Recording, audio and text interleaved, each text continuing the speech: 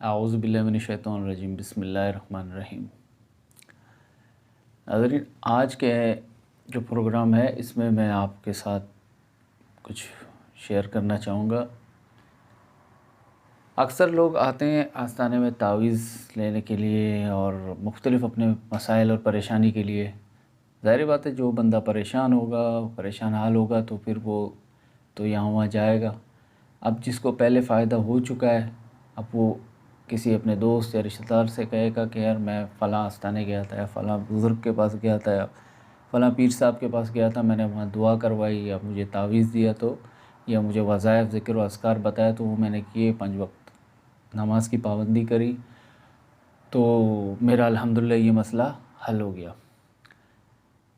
تو ایک دوسرے کو بتانے سے لوگ آتے ہیں خانقاہوں پہ، آستانوں پہ۔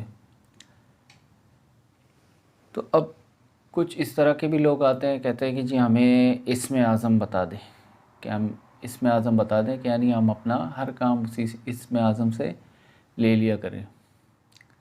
اب اسم اعظم کی بات چھڑی تو مجھے ایک بزرگ کا واقعہ یاد ہے۔ ایک بزرگ کے خانقاہ پہ وہ بیٹھے ہوئے تھے، شیخ تھے، وہ شیخ اپنے خانقاہ میں بیٹھے ہوئے تھے تو اچانک ایک دن ایک فقیر آ گیا، یعنی ایک درویش نما بندہ وہ آ گیا، یعنی وہ بھی تھا اپنے اس میں، لیکن یہ کہ وہ اس شیخ کے لیول پہ نہیں تھا۔ تو وہ فقیر شیخ کے خانقاہ پہ آیا، وہ کس نیت کس ارادے سے آیا؟ وہ اسی نیت ارادے سے آیا کہ اس کو پتہ تھا کہ شیخ کے پاس اسم اعظم ہے، تو وہ شیخ کی خدمت میں حاضر ہوا، سلام عرض کیا۔ تو شیخ نے فرمایا کہ بتاؤ کیسے آنا ہوا؟ تو وہ شخص کہنے لگا کہ شیخ میں آیا ہوں، مجھے پتہ ہے کہ آپ کے پاس اسم اعظم ہے، آپ مجھ پہ کرم نوازی کر کے مجھے اسم اعظم عنایت فرما دیجئے۔ تو شیخ نے مسکرا کر ان کی طرف دیکھا اور کہا کہ اسم اعظم تو تم مجھ سے مانگ رہے ہو، لیکن تم مجھے یہ بتاؤ پہلے کہ تم اسم اعظم کی اہلیت بھی رکھتے ہو یا نہیں؟ سب سے پہلی بات تو یہ ہے کہ تم اس کے اہل بھی ہو یا نہیں، کیونکہ اسم اعظم کوئی ایسی چیز نہیں ہے کہ ہر کسی کو دے دیا جائے۔ تو اس شخص نے، اس فقیر نے کہا کہ بالکل میں اس کی اہلیت رکھتا ہوں، آپ مجھے عنایت فرما دیجئے۔ شیخ نے کہا اچھا، تو تم ایک کام کرو، پہلے کام یہ ہے کہ تم شہر کے باہر کے دروازے کے پاس جا کے کھڑے ہو جاؤ، شہر کا جو بیرونی دروازہ ہے اس کے پاس جا کے کھڑے رہو، اور وہاں کھڑے ہو کے دیکھنا کہ وہاں پہ جو بھی واقعہ ہو تم آ کر مجھے بتا دینا۔ فقیر بالکل شیخ کے حکم کو بجا لاتے ہوئے، کیونکہ اس کو تو اسم اعظم فقیر کو چاہیے تھا اور شیخ کا حکم تھا تو کیسے ٹال سکتا ہے، تو وہ فقیر وہاں سے چل دیا۔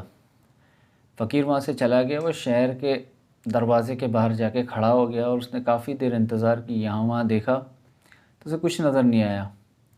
تو اب یہی سوچ ہی رہا تھا کہ میں بس واپس لوٹ آؤں، تو اسے ایک منظر نظر آیا، ایک واقعہ نظر آیا، تو وہ رک گیا وہیں پہ اسے دیکھنے کے لیے۔ اس نے یہ سوچا کہ کہیں یہ وہی واقعہ تو نہیں ہے کہ شیخ نے مجھے کہا کہ شہر کے بیرونی دروازے پہ جا کے کھڑے ہو جاؤ، تم ایک واقعہ جو بھی دیکھو آ کے مجھے بتا دینا۔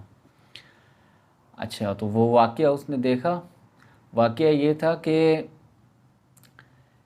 ایک بزرگ وہ گدھے پہ لکڑیاں لاتا ہوا جا رہا تھا، لکڑیاں لاتا ہوا جا رہا تھا وہ بزرگ، تو اچانک اسے سپاہی نے روکا اور اسے مارا، پیٹا بزرگ کو، اور اس کی ساری لکڑیاں چھین لی اور اسے مار کر بھگا دیا۔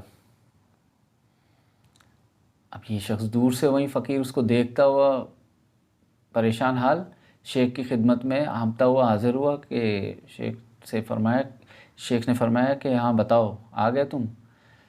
تو کیا منظر دیکھا تم نے؟ اس نے سارا منظر بیان کیا۔ جب اس نے سارا منظر بیان کیا تو شیخ نے کہا کہ یہ شخص جو گدھے پہ لکڑیاں لاتا ہوا جا رہا تھا، یہ وہی بزرگ ہے جس نے مجھے اسم اعظم عطا کیا ہے، کیا تم یقین کرتے ہو اس بات کا؟ اس نے کہا کہ شیخ آپ فرما رہے ہیں تو کیسے یقین نہیں کروں گا؟ تو شیخ نے یہی فرمایا کہ اسم اعظم مجھے اسی بزرگ نے جو لکڑیاں گدھے پہ لاتا ہوا جا رہا تھا، اسی بزرگ نے مجھے عنایت کی ہے۔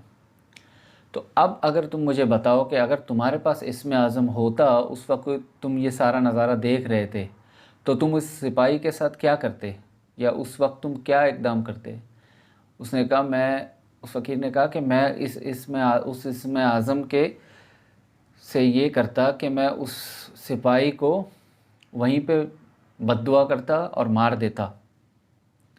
شیخ نے کہا کہ یہی اصل بات ہے کہ اب دیکھو، نااہل کے پاس اگر اسم اعظم ہوگی تو وہ اسی طرح کی سوچ رکھے گا، اور اسی لیے اسم اعظم ہر کسی کو نہیں دیا جاتا۔ اسم اعظم کے لیے اور ایسے بڑے اعمال کے لیے انسان کو پہلے اس کا اہل بننا پڑتا ہے، اور اس میں صبر، تحمل، بردباری، توکل، یہ سب چیزیں، صلہ رحمی، یہ سب جب تقاضوں پہ وہ پورا اترے گا، اس کے بعد وہ اس چیز کا اہل ہوگا کہ اس کو کوئی اسم اعظم یا کوئی ایسا بڑا عمل دیا جائے جو کہ لوگوں کو نفع پہنچائے، نہ کہ وہ اپنے ذاتی مفادات کے لیے اور لوگوں کو نقصان پہنچانے کے لیے اس چیز کا غلط اور ناجائز فائدہ اٹھائے۔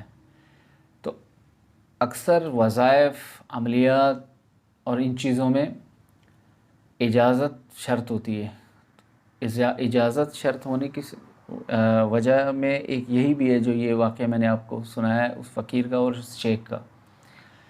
اجازت یہی چیز ہے۔ اب اگر اپنی طرف سے کوئی عمل کر بیٹھتے ہیں تو اس میں رجت شدید میں مبتلا ہونے کا بہت خطرہ ہوتا ہے، اور اسی لیے بزرگوں نے اس چیز کو منع فرمایا ہے کہ آپ پہلے کسی چیز کے اہل بنو تو اس کے بعد آپ کو اجازت دی جائے گی اور وہ چیز عطا کر دی جائے گی۔ اس میں اس بزرگ کا، اس شیخ کا، اس پیر کامل کا فیض بھی اس میں جاری ہو جائے گا۔ تو بات ساری یہ ہوتی ہے۔ اب بزرگوں کی کرامات اور یہ چیزیں تو بہت آگے کی باتیں، بڑی بڑی باتیں، بزرگوں کی باتیں، لیکن قصہ مختصر کہ یہ کہ ہر ایسی چیز کو دیکھ کے یا پڑھ کے یا سن کے تو ہم کہتے ہیں کہ یہ چیز ہمارے پاس بھی آ جائے۔ ہم پہلے یہ نہیں دیکھتے اپنے اعمال کو، اپنے گریبان میں نہیں جھانک کے دیکھتے کہ ہم آیا اس چیز کے اہل بھی ہیں یا نہیں۔ آپ پہلے نماز پنجگانہ کی پابندی رکھیں، صحیح ہے، شریعت کے پابند رہیں، جو چیز قرآن و حدیث و سنت میں ہے ان چیزوں کی پابند رہیں۔ آپ جب ان چیزوں کے پابند رہیں گے کہ کس طریقے سے نبی پاک صلی اللہ علیہ وسلم نے فرمایا کہ لوگوں کے ساتھ کیسا رویہ رکھو، نماز کیسے پڑھنی ہے، اور یہ باقی سارے جو دین کے ارکان ہیں ان میں تو آپ پہلے پورا اترو۔ ان چیزوں کو پیچھے رکھ کے آپ جو ہے نا ڈائریکٹ اسم اعظم اور بڑے بڑے اعمال کے لیے لوگ کوششیں کرتے ہیں، اور اگر اس کو مسجد کا پیش امام کہے کہ آپ 5 وقت نماز کے لیے آ جاؤ، وہ کبھی نہیں آئے گا۔ لیکن ایک مولوی اس کو ایک تعویذ دے گا کہ یہ تعویذ جب تک کام نہیں کرے گا جب تک تم 5 وقت کی نماز نہیں چھوڑو گے، مطلب پڑھو گے۔ تو یعنی 5 وقت کی نماز پابندی سے پڑھو گے تب تمہارا یہ تعویذ کام کرے گا، تب تو بالکل 5 وقت کی نماز بھی پڑھے گا اور دعائیں بھی مانگے گا اور تہجد بھی پڑھے گا، چاشت بھی پڑھے گا، اشراق بھی پڑھے گا، کیونکہ وہ اس مولوی نے، تعویذ دینے والے نے کہا ہے، ٹھیک ہے۔ اب اس تعویذ سے کام لینے کے لالچ میں وہ اپنی نمازیں پڑھ رہے ہیں۔ یار تم ویسے بھی نمازیں پڑھو بھائی، ویسے نمازیں پڑھو تو تمہیں شاید تعویذ لینے کی ضرورت ہی، نوبت ہی نہ آئے۔ بات ساری یہ ہے کہ جو ہے نا ہم پہلے اپنے آپ کو درست کریں، اپنے قبلہ درست کریں، اور شریعت کے دائرے میں رہتے ہوئے اور بزرگان دین کے احکامات پہ چلیں کہ انہوں نے کس طریقے سے دین کو نبوت کے اور صحابہ کے بعد پھیلایا اور پوری دنیا میں پھیلایا۔ اور ولی ہر دور میں آئے گا، یہ تو اٹل ہے، ولی ہر دور میں آئے گا۔ اللہ کے ولی اور صحابہ کرام اور نبی پاک صلی اللہ علیہ وسلم، ان کے راستے پر چلو گے تو کامیاب ہوں گے، ورنہ اگر آپ کامیابی دنیاوی چیزوں میں ڈھونڈتے ہو تو پھر بھول جاؤ، اسم اعظم بھی آپ کو کچھ فائدہ نہیں دے گا۔ یہ قصہ مختصر یہ ہے۔ باقی یہ کہ آپ میرا یوٹیوب چینل دیکھتے رہیے اور میرے چینل کو سبسکرائب کریں، اور اگر آپ کو ویڈیو اچھی لگی تو شیئر کریں اپنے دوستوں کے ساتھ۔ ملتے ہیں کسی نئے ٹاپک کے ساتھ۔ اللہ حافظ۔